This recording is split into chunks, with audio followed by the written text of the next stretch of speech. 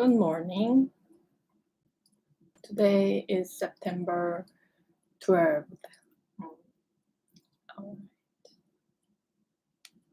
Let me conclude by talking about a controversial topic, the role of monetary policy.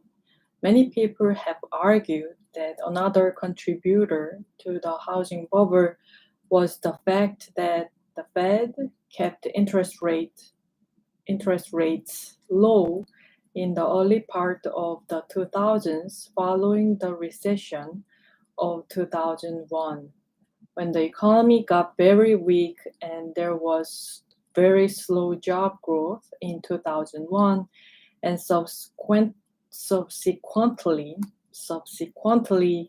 and when inflation fell very low, the Fed cut interest rates.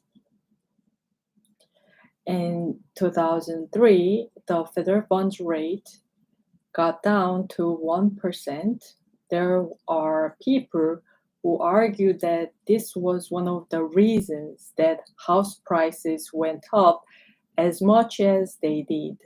And it is true that one of the purposes of low interest rates that monetary policy achieves is to increase the demand for housing and thereby to strengthen the economy.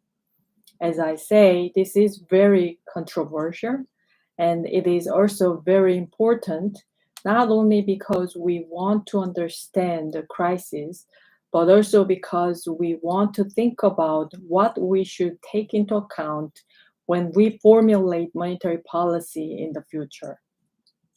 To what extent should we be thinking about things like housing bubbles when we make monetary policy? We have looked at this in great detail inside the Fed, and there has been a lot of research outside the Fed, and there is no consensus on this, and you will probably hear different points of view. The evidence that I have seen suggests that monetary policy did not play an important role in raising house prices during the upswing. Let me talk a little bit about some of the evidence in this question. One piece of evidence is the international comparison. People do not appreciate that the boom and bust in the United States was not unique. Many countries around the world had booms and busts in house prices, and those booms and busts were not very closely related to the monetary policies of those particular countries. For example, the United Kingdom had a house price boom that was as big or bigger than that in the United States. But monetary policy was much tighter in the United Kingdom than it was in the United States. So there is a puzzle for the monetary theory of the house boom. Another example, Germany and Spain both share the euro. So they have the same central bank, the European Central Bank, and the same monetary policy.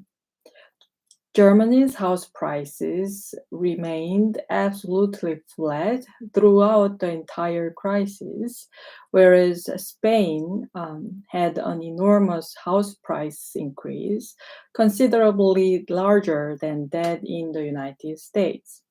So the cross-national evidence raises at least some doubts that monetary policy played a large role in the housing bubble. The second issue is the size of the bubble. It is true that changes in interest rates and mortgage rates should affect house prices and demand for homes. And there is a lot of evidence to look at that over a long period of time. But when you look at how much interest rate changed, including mortgage rates, and how much house prices moved, Based on historical relationships, you can explain only a very small part of the increase in house prices. In other words, in increase in house prices was much too large to be explained by the relatively small changes in interest rates associated with monetary policy in the early part of the 2000s. The final piece of evidence I would cite is the timing of the bubble. Robert Shiller, an economist who was well known for his work on bubbles, including the housing bubble, argued that the housing bubble began in 1998, which of course is well before the 2001 recession and before the cut in Federal Reserve interest rates. Moreover, house prices rose very sharply after the tightening began in 2004. So the timing does not line up particularly well. Now, the timing does suggest a couple of other possible explanations. One is that 1998 was right in the middle of the tech boom, and it could be that the same psychological optimism, the same mentality that was feeding stock prices, may have been feeding house prices as well. Another possibility has been pointed out by a number of economists is that in the late 1990s, there was a very serious financial crisis that hit a number of Asian countries and other emerging market economies as well.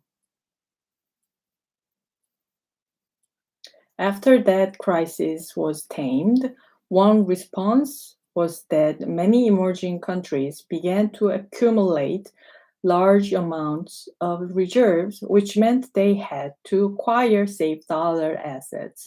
So there was a big increase in the demand for assets, including mortgages. It came from abroad as countries decided they needed to acquire more dollar assets to serve as reserves.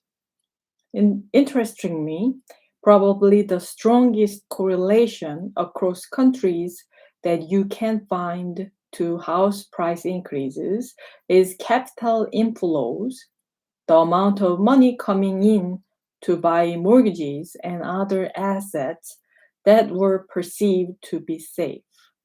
That timing would also fit with the beginning in 1998 or so. So those are some arguments against the view that monetary policy was an important source of the housing bubble.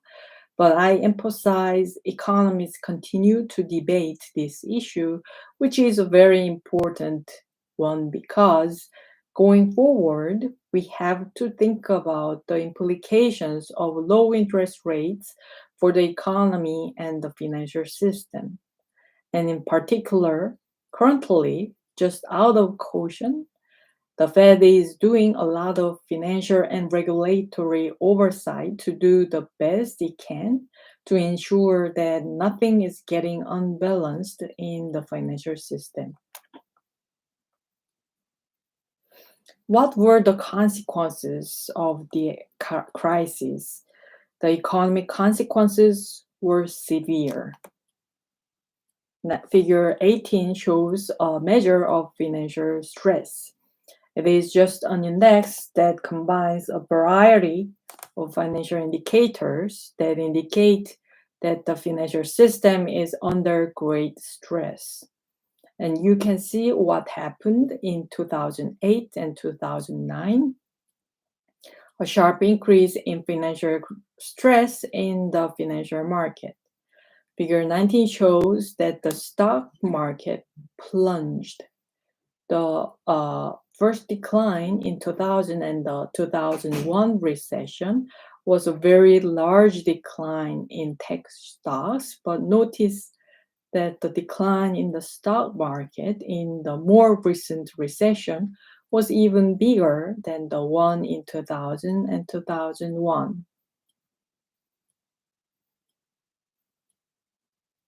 Figure 20 shows home construction. You can see the very sharp decline there. Home construction fell before the recession. Of course, it was a trigger of the crisis, but looking to the right, you can see that it still has not really begun to recover. And then finally, figure 21 shows that unemployment rose very sharply, peaked around 10%, and has currently fallen to about 8.3%.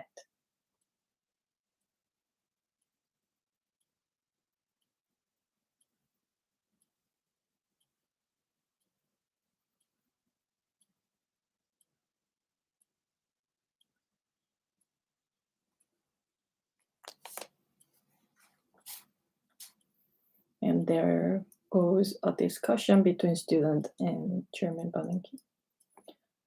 So we will talk about that discussion tomorrow. Yes.